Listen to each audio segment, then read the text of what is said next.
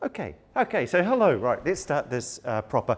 I have a cold, so all I suggest is I'll stand a little bit closer because I'm struggling with the old voice here, but if I look like I'm going to sneeze, just run. I had one really, I opened the door the other day at home, like this, and there was one of our kids' friends' father was there, and I go, hello, I sneeze. That was snot all over my face. So I don't want to do the same here. Right, oh, thank you. Right, okay, so this is about perception, or more accurately, probably misperception, if that's a word. It's not, this is just a bunch of stuff that relates around a word. I hope you find it kind of vaguely amusing, and also a little bit thought-provoking and useful.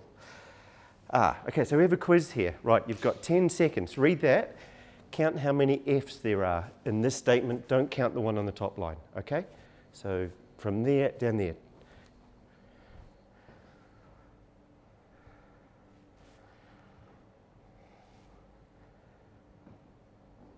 Okay, right, now everyone stand up, please. Right, now I'm going to start counting down, and I just want to see how well you all count, okay? So who found 10 F's? Anyone? That's good, that's good. 9. And I want you to sit down when I get to the number. Okay, 8? No. 7? 6? Interesting. 5? 4? 3? All right. So if anyone's recruiting, pick the people who sat down first, though you were wrong. Okay. Sorry? We won't ask why you sat down first. Yeah. Sometimes actually looking at these things without glasses. Okay, so now let's just count them through here. Okay. Just hold up your hands here and then, okay, finished. Okay. Files are, no, the result of years of, who missed that of, right? Scientific study combined with the experience of years. 6. Okay, so that's kind of perception. In a way, it is also either that or you're all a bit thick. Okay. Now, I hate to tell you this, but it's not actually 6 there. There's 1. Who's a tester?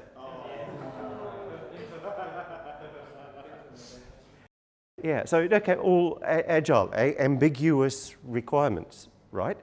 The correct answer, if you're a tester, and I did this stuff for probably 10 years before I actually got what the correct answer is, which is, do you mean capital, lowercase, or both? Okay, that's why we have testers and that's why we have analysts, to help us think about silly things like that with the, who's a tester? No testers here. Who's too embarrassed to admit they're a tester? Okay, interesting.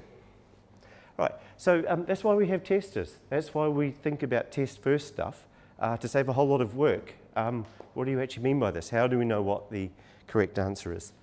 Okay, so right, we'll just leave that one behind. Now I've got a confession to make, and I'm kind of actually really rather proud of this. There's quite a few people actually already know this. Okay, now count down, keep looking. Okay, so who went through a, oh my God, moment, and then oh, hang on, he's got a dig bic. Right, okay, now what perception here? Perception, your brain fills in gaps here with this and comes to a completely wrong, no, hang on, that's awkward, sorry. It misreads things. Confirmation bias, yeah. So if you'd like to, so by analogy, did you feel a kind of like a, you go, oh, shock, and then you go, oh, and there was a little bit in your brain goes, ah, tricky. now, I hope to maybe share a few of these little, tricky, that dig big, I'm not going to say that because I'm going to screw it up, moments where you just have that little light bulb moment where what you perceive and what's real are two different things. Right, if you were going to, 25 years ago when I was at university in Hamilton, in New Zealand, not the local Hamilton, there was a shop. Some of you won't even know what this kind of place sold. Actually, it hired stuff out, and you go to it in the evenings, and you get stuff, and it was called flickers. Who can remember what they might have? Videos. Okay, so they hired out videos. And we used to drive out there and hire videos before iTunes and all that from this place called Flickers. And then at night time, of course, they'd turn the sign on, and it would be a nice neon sign, and it'd be flickers. But as you drive into it, there was a slight complication, which was the trees. And then they'd actually turn on the flickering. And suddenly, innocent old flickers took on a completely different meaning. Right, so again, perception. There was something just changed what the intended and the real meaning was. Who's got kids? Who's got kids? Right, okay, so now this is something, is one of those moments, and I'm hoping it's not just me that's gone through this, where you've had kids around. This doesn't happen when you're talking to other kids' mums, but it does if you talk to other kids' dads. So you've got kids around and a friend of your kid has come to play and they're young, and they're kind of at their age where they can sometimes be a bit fraught and a few little arguments and stuff. And a little kid is there and waiting for mum or dad to come pick them up from your house after the little play date. And then if the dad comes in, this is what happened. The dad comes in, actually no, if the mum comes in, she'll come to the door and you'll go, little Lucy, she was a lovely, best behaved little girl. She's a real delight to have there. And in your mind you're thinking, God, I wish my kid was as good as that when, all the time. What's wrong with my little shit? Oh dear. And then the mum is going, oh, I know, lovely, thank you. And then she goes off, takes her kid away. If the dad comes to the door and you go, well, gosh, little Lucy here, she's been a lovely little guest, really, really just a delight to have here. And you're thinking the same thing. And the dad goes, oh, she's a little shit when she's at home, though. Okay. Now, I think we have a problem like this in Agile, which is I bet that you all think that your version of Agile, the world where you live, every single day, isn't nearly as good as it is compared to the Agile you hear about in all the other places, the ones you read about in the books, the ones that people pop up here and tell you their success stories. Alfred Hitchcock, the great movie director, used to say that drama is real life with the boring bits taken out. Well, Agile that you see is like other people's kids. When they're at your place, they're not behaving like that all the time. So you're hearing something that makes you think, oh, geez, we're crap, aren't we? But if you actually, there are a lot of success stories that you will have heard about that when you go talk to the people that do them for real, they'll say, geez, it's not like that. In real life, it's quite, we're not perfect. But anyway, what you see in reality, you see all the warts and all. Other people go out and they tell the good stories. They don't tell stories about all of the problems. They don't. It's like the parents don't normally go out, except for the dads, and say, well, we're a little shit at home. Anyway, on that note, where is the grass greenest? New Zealand. Yes. So the grass is greenest on the other side of the wall, isn't it? It's always the saying. No? No, I was in Portsmouth a couple of years ago. We yes? went to San Malo, and my kids, because it was like bone dry, said, this is just like New Zealand. Ah. Well, it is sometimes. But we're from Scotland. Well, you are indeed. Yeah. Everything looks different. But the grass is greenest, according to the saying, on the other side of the fence, on the neighbour's side of the fence. So that's what the other people's kids' problem is. You guys are always looking out and you go, oh, this is so difficult here, and those guys seem to have it so easy. I want to tell you something that might change that, which is the grass is greenest where you water it. Okay? So that's why in Agile, in the real world, when you're out there and it's hard work, why we put so much thought into improving it. Because that's how the grass grows and gets green. You water it, and that's where it gets greenest. Right. Now, this one, I didn't take this video, but just have a look. This is one of those things I first saw. Actually, just watch it and I'll just talk through. I first saw this problem, which is the floating plane problem. When I landed in Heathrow 18, 19 years ago, 5 o'clock in the morning after a very, very, very long flight. And I come out and I'm on the bus going into London and I'm looking up and I go, oh, wow, the planes in London are floating in the sky. Because the perspective is when you're moving, it just looks like it's hanging there. Has anyone ever seen that? Parallax effect. Parallax effect. What's it called? Parallax. Parallax effect. Yeah. So I'd never seen this before until a few weeks ago when I was in Paris at the Lean Kanban conference there just a couple of weeks ago. And we're taxiing in the aeroplane and looking out my little window. And there's a plane taking off at a particular angle where it never moved in the window. And all that happened is it got smaller and smaller and smaller. But it's just angles, it's just perception. And I saw this, next time you're during the day, you're heading into Edinburgh on the trains. I actually saw this again, so it must be more common and I must be primed to look out for it. If you're heading into Edinburgh just before you get to Haymarket, sometimes you see, 2 days ago I saw an EasyJet plane coming into land, and because we were going to Haymarket, the plane behind the hills that separates the train line from the Firth, a plane coming in, us moving forward, it just appeared to just sit there. So the perception there is that it wasn't moving, and yet clearly it was. Of course, you've all been sitting in a car or in a train, and then suddenly the car behind you moves, and you feel like put your foot on the brake. It's the same kind of thing. So there's a similar sort of, but different effect in when you're doing transformation. So that's what I do these days, Agile transformation. Whoop, that's not meant to happen, sorry. Agile transformation. So this is when a slow project actually isn't slow at all, but it looks slow. A couple of years ago, I got a complaint from someone saying, hey, look, our customers are saying that our Agile project, which had about 70 or 80 people on it, is actually really, really slow. And I go, who's complaining? Well, our customers, our internal customers. I go, oh, how would they know? And I was quite surprised by this. They were going, it's slow. So I went off and I talked to them. I talked to two different ones.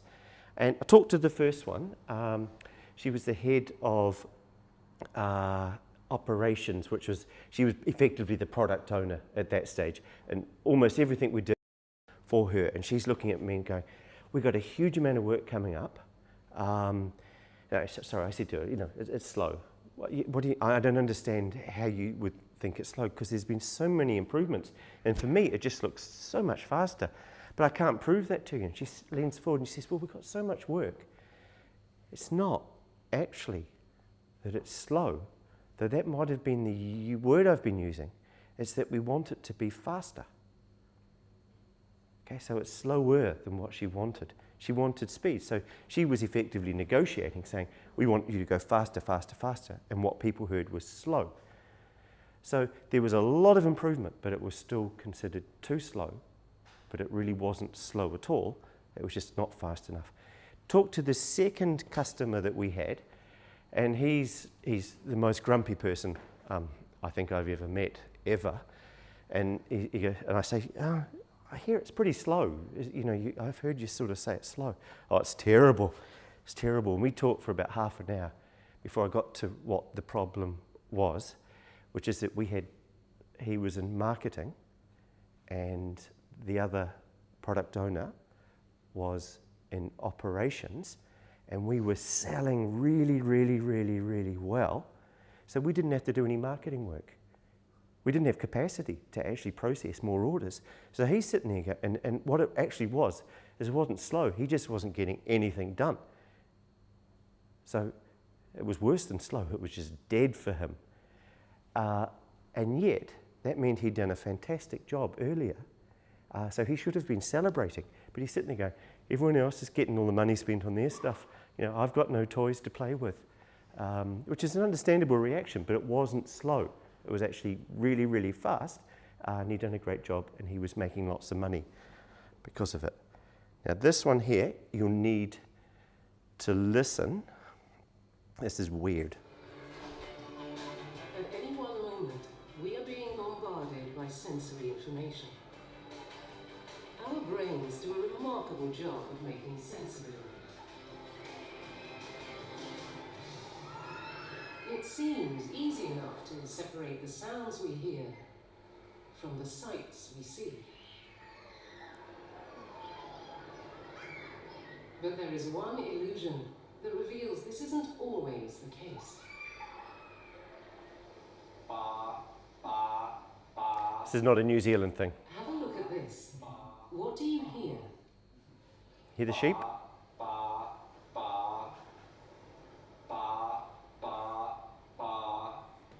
But look what happens when we change the picture.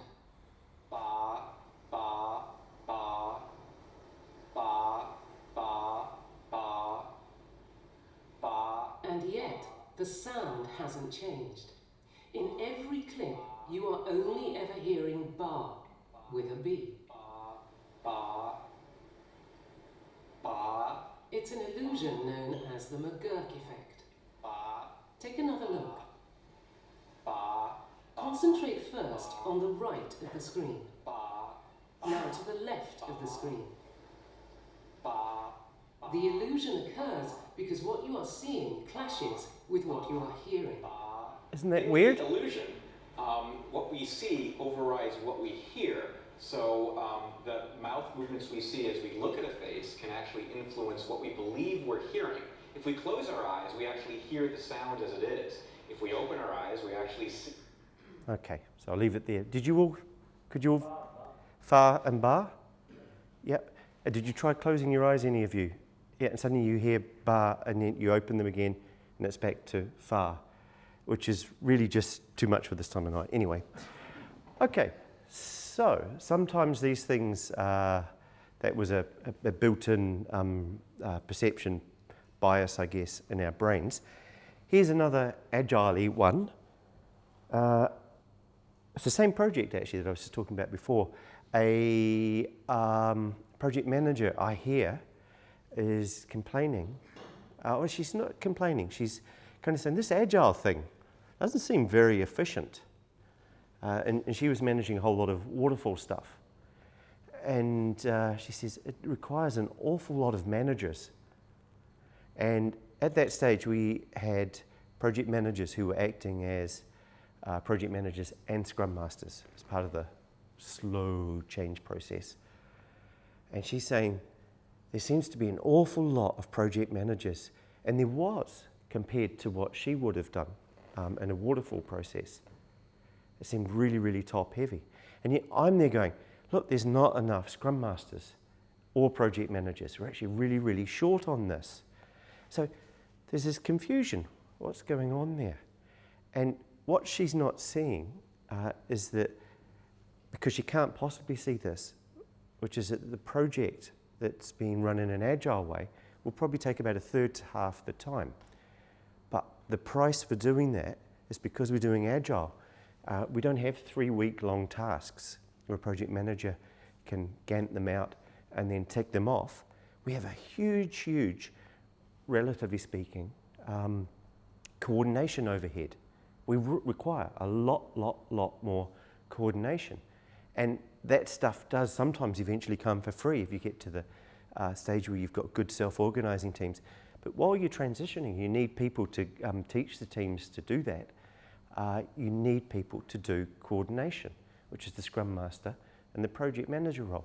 So what she was seeing is more people, but that was the price of delivering in maybe a third to half the time. So double the capacity for the sake of a few extra people. But for her, it looked like we were very inefficient. It was also very hard to explain that to her. Now, better versus best. A few years ago, I had a really, really bad back. It went on for a few years. It was bad back and shoulders and all sorts of stuff. And when I first went to the physiotherapist, I was kind of walking like this. It was really horrible. And she sort of did all sorts of stuff. And for about 3 hours afterwards, I felt wonderful. And then I started getting worse again. And I went back to her after 3 or 4 days because I was just in so much pain. And I went back and she said to me, "Okay, what's wrong?" Excuse me. And she said, and I said to her, "Well, look, it's really, really sore. And it was great last time because it got better, but it's still really, really sore." And she said to me something that lots of physios have actually said afterwards. And I think this is probably one of the most important things I've learned while helping people move to an agile way of life, way of working. She said, on a scale from 0 to 10, where 0 is no pain and 10 is, "Oh, I wish I could die," what pain level are you at? And I said, "Oh, probably a 5 or a 6. Because I clearly wasn't dying. I could walk there, but it was awful. 5 or a 6. And then she said something that was really, really, for me, was astounding. I hope you find it vaguely amusing or useful. Which is, she said, "When you came in 3 or 4 days ago, where were you on the pain scale?" "Oh, all right. I see what you mean. I was probably a 7 or an 8. "Yeah, so you're getting better, but you're not fixed yet." "Oh, yeah. Still hurts though." But I then went back to work and I realized that exact pattern was happening in all the agile teams that I was working with. And who's a programmer? Right, excellent. So you've all worked on someone else's shitty code, right? Fixed a bug, found 3 more that were previously hidden. Yeah. Sometimes you have to fix stuff and it makes things worse. So this is quite often what happens in agile stuff, and it's why we have retrospectives. But if we're not aware of it, it feels like we're constantly crap, because we fix one thing and we just find other stuff. And then we fix that and we find more stuff, and we never get better. So what I've found incredibly useful is to, well, in my case, I tell them the physiotherapy thing when people are complaining that it just never seems to get better.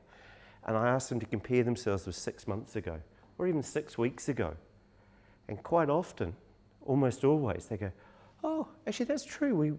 6 weeks ago, this is much worse than it is now. And are you working on different problems now? Have you found new stuff to fix?" "Oh, yeah. Sometimes there's just stuff that you can't fix and it just hangs around, the really, really tough stuff. But most of the time, teams are actually able to fix stuff up and they get better.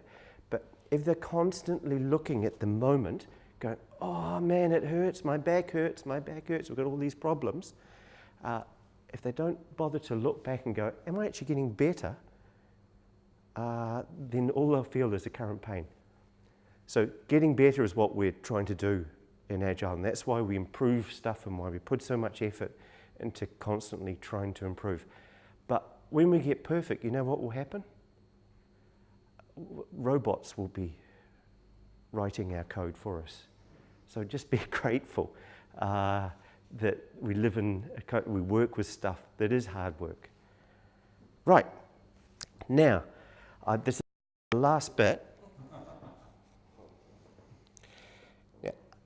So I've known you for a long time. I've known you for a long time. I've known quite a lot of you for a long time.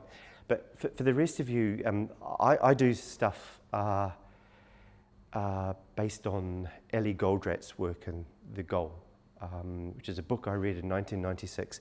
And like everyone here, I've just absorbed books and ideas from people, and I've taken in ideas from Goldratt, from Deming, from Ackoff.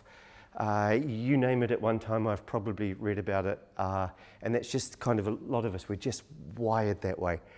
And I was trying to think about it on the way here, and I was just thinking of all of those people who have actually had a huge influence on my life and what I've read. There's one guru.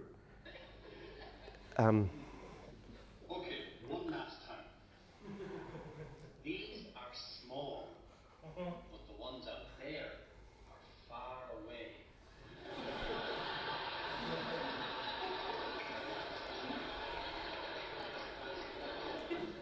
Small, far away. Right, so I'll just leave it there. That's it. Basically, there's the perfect example of a perception problem. So I hope that's been vaguely amusing and moderately useful. So thank you very much.